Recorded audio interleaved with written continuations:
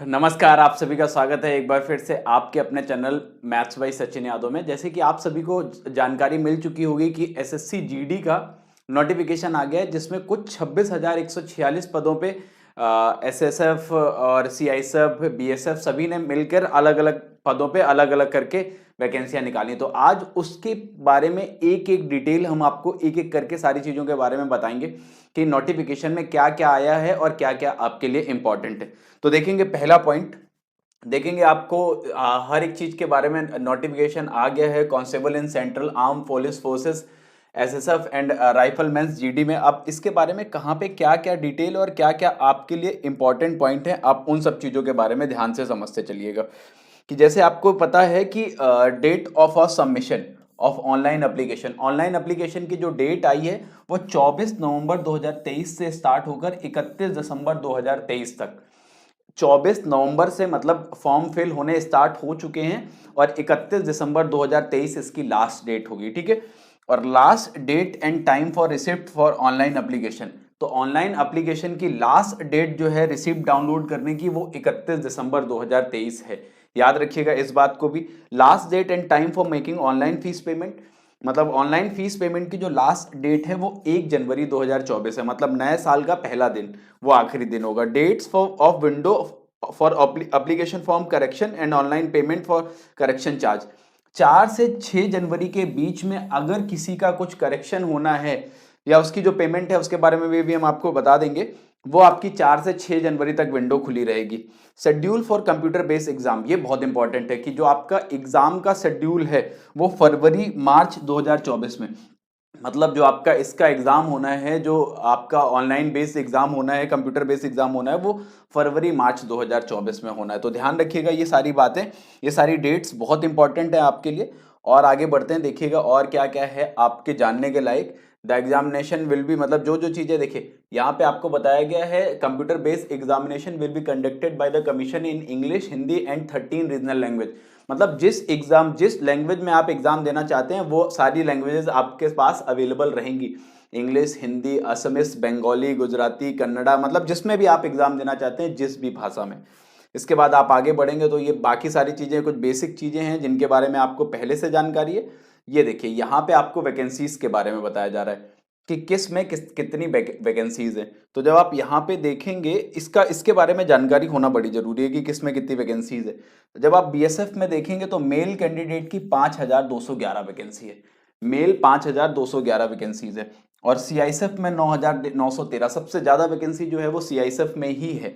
और मेल के लिए 3,266 सीआरपीएफ में है। और ये देखिए सारी वैकेंसी सब मिला के जो मेल कैंडिडेट की वैकेंसी है वो 23,347 वैकेंसी है।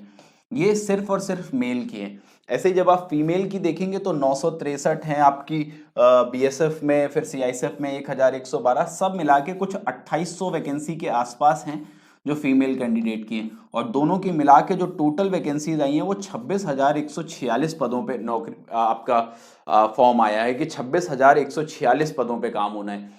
तो ये सारी वैकेंसीज है। तो आप फॉर्म भरते टाइम ये प्रायोरिटी पे ध्यान रख सकते हैं कि किसमें कितनी वैकेंसी है, उस हिसाब से भी आप भर सकते हैं कि आपकी फर्स्ट प्रायोरिटी क्या होगी, सेकंड प्रायोरिटी क्या होगी।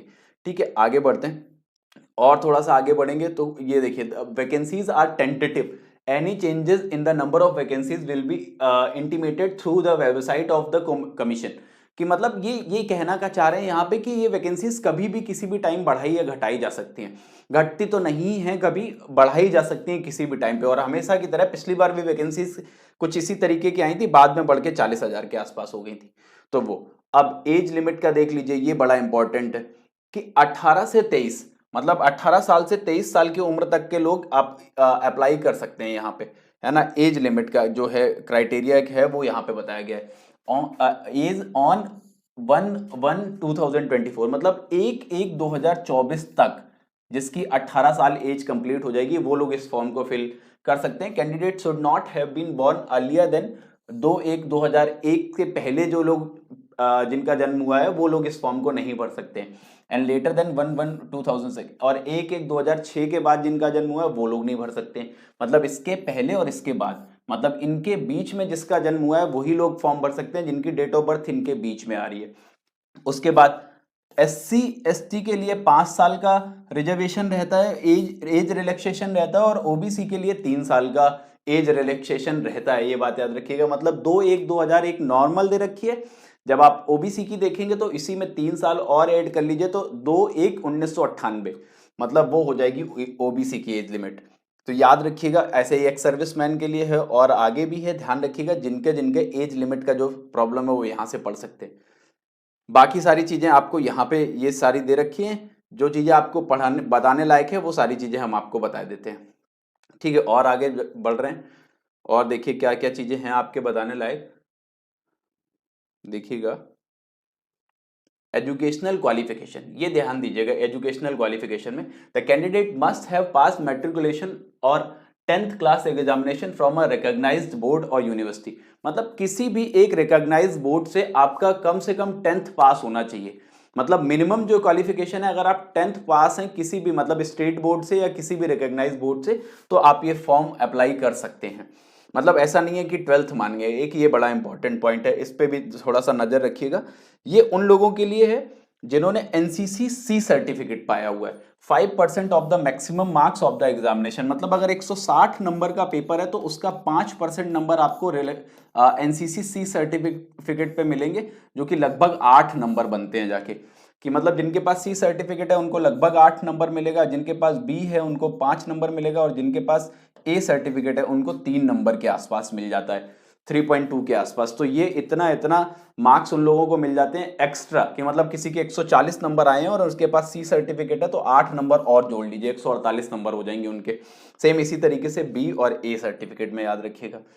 और आगे बढ़ते हैं बेटा, देखिएगा, the benefit of NCC certificate holder will be confirmed only the production of the original certificate, मतलब हाँ ओरिजिनल होना चाहिए, ये सब छोटी छोटी बातें हैं, ये सब आपको पता होनी चाहिए। एप्लीकेशन फीस के बारे में देख लीजिएगा कि किसके लिए कितनी फीस है। तो यहाँ पे लिखा है फी पेबल ₹100, एक मतलब 100 रुपए फीस लगनी है। Women candidates and candidates belonging to SC and ST, मतलब महिलाओं के लिए और SC ST कास्ट के लिए ये जो फॉर्म रहेगा ये फ्री रहेगा। बाकी सभी के लिए जो ओबीसी और जनरल कैटेगरी के मेल कैंडिडेट हैं उनके लिए जो फॉर्म फीस रहेगी वो 100 रुपए रहेगी, ये बात याद रखिएगा।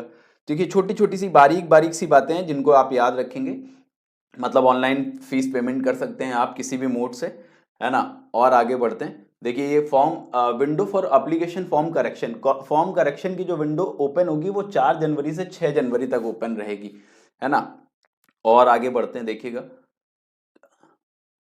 करेक्शन के कुछ चार्जेस भी हैं वो आप देख लीजिएगा क्या क्या रहेंगे। सेंटर ऑफ एग्जाम पढ़ लीजिएगा कि कौन कौन से सेंटर आपको रखने हैं। CR रीजन बिहार और उत्तर प्रदेश वाले के लिए आप लोग यहाँ से देख लीजिए, कानपुर का कोड 3009 है, तो कानपुर अगर किसी को भरना है तो 3009 कोड भरेंगे आप, ठीक है। बाकी आपसे कोई लेना देना इसमें से है नहीं।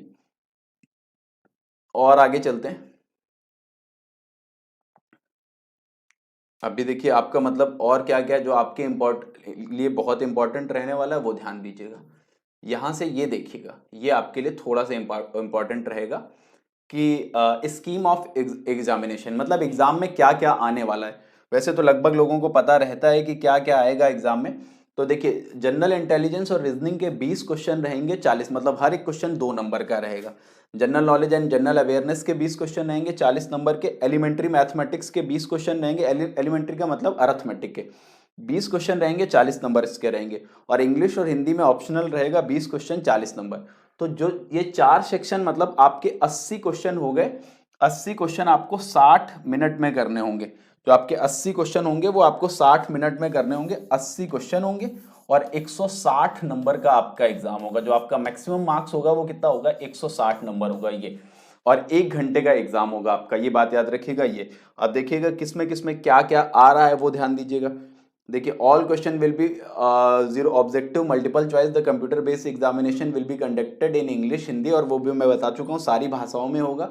There will be negative marking of 0.25 marks for each wrong answer, मतलब 1/4 की नेगेटिव मार्किंग भी रहेगी। Candidate are therefore advice to keep this in the mind while answering the question, मतलब अपने दिमाग में ये बात रखनी है आंसर देते टाइम कि 1/4 की नेगेटिव मार्किंग रहने वाली है आपकी, ठीक है। ये थोड़ा सा आपके लिए इंपॉर्टेंट रहेगा।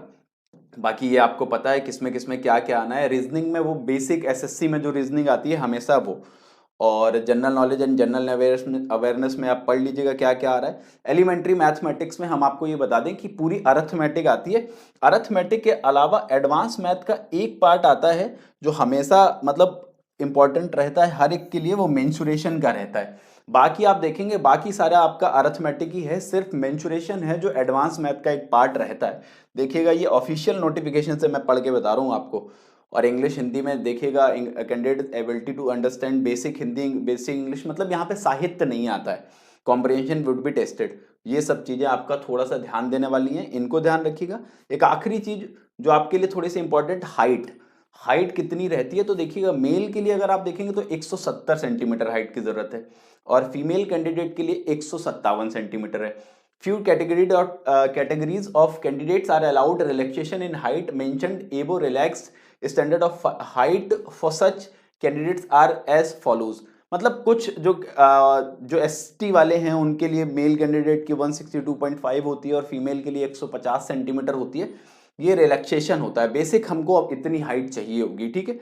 और आगे बढ़ेंगे, है ना। तो आपका मेल कैंडिडेट के लिए ये है कि male candidate should have following standard of chest measurement 80 centimetre वो नॉर्मली होना चाहिए। मिनिमम एक्सपेंशन मतलब 5 सेंटीमीटर मिनिमम फूलना चाहिए। ये सब चीज़ें यहाँ पे से पढ़ सकते हो आप, है ना। वेट का थोड़ा सा लड़कियों के लिए ध्यान रखना है वेट को लेके। और आगे बढ़ेंगे, एक और चीज़ है जो आपके लिए थोड़ी सी इंपॉर्टेंट रहेगी, जो बहुत ज़्यादा इंपॉर्टेंट रहती है, उसके बारे में हम आपको बता देते हैं। बाकी ये सब चीज़ें थोड़ी सी नॉर्मल है। 14.9 नंबर वो, हाँ ये देखिएगा यहाँ पे इस चीज़ के बारे में थोड़ा सा आप लोग फोकस्ड रहिएगा। ये फॉर्म भरते टाइम सबसे ज़्यादा इंपॉर्टेंट पॉइंट रहता है। कह रहा है candidates have to give preference for following CAPFs organisation in the order of priority in the online application form filling of all 7 preferences shall be essential. मतलब जब आप फॉर्म भर रहे हैं उस टाइम पे आपके लिए बड़ा इंपॉर्टेंट है कि किस आपकी जॉब्स को लेके प्रायोरिटी क्या है। जैसे सपोज करिए कि किसी के लिए SSF बहुत इंपॉर्टेंट है, तो सबसे पहले जॉब प्रायोरिटी में H भरेगा, क्योंकि SSF का कोड क्या है, H है। सपोज करो सेकंड नंबर पे किसी ने CISF भरना है, तो फिर वो B भरेगा सेकंड नंबर पे। थर्ड नंबर पे डिपेंड करता है कि किसमें वैकेंसी ज़्यादा है, अगर इस हिसाब से भरना चाहते हो तो वो उसका बात का ध्यान रखना। मतलब वैकेंसीज का भी थोड़ा सा रोल रहता है कि कुछ किसी ने E भर दिया, किसी ने C भर दिया, ये आप अपनी प्रायोरिटी के हिसाब से भरिएगा। ये मैं सिर्फ एज अ एग्जाम्पल आपको बता रहा हूँ कि इस बात का ध्यान बहुत रखना है आपको कि क्या क्या प्रायोरिटी रहेंगी। कई बार लोग गलत भर देते हैं कि उन्होंने सीधे ABCDEF भर दिया, तो उनके बहुत अच्छे मार्क्स हैं तो भी आपको मजबूरी में BSF का जॉब करना पड़ेगा। तो इस बात का बहुत याद रखना है कि प्रायोरिटी, जॉब प्रायोरिटी का बहुत ध्यान रखना है। एक ये चीज इस बात का बहुत ध्यान रखना है। तो बस ये इंपॉर्टेंट, इतनी कुछ इंपॉर्टेंट चीजें थी जो आपकी फॉर्म में बहुत इंपॉर्टेंट है, ठीक है। तो बहुत जल्दी हम इस SSC GD के एग्जाम को लेके बहुत अच्छी चीजें आपका ऑनलाइन लॉन्च करने वाले हैं यूट्यूब पर। तो आप सभी लोग हमारे साथ जुड़े रहें, और जिन लोगों ने अभी तक हमारा चैनल सब्सक्राइब नहीं किया है वो सब्सक्राइब जरूर कर लें। और अगर आपको मेरी द्वारा दी गई जानकारी पसंद आई है तो चैनल को लाइक, शेयर और सब्सक्राइब करना बिल्कुल भी ना भूलें। और बहुत जल्दी मिलेंगे आपको एक अच्छे कंटेंट के साथ यूट्यूब पे। तब तक के लिए थैंक यू वेरी मच।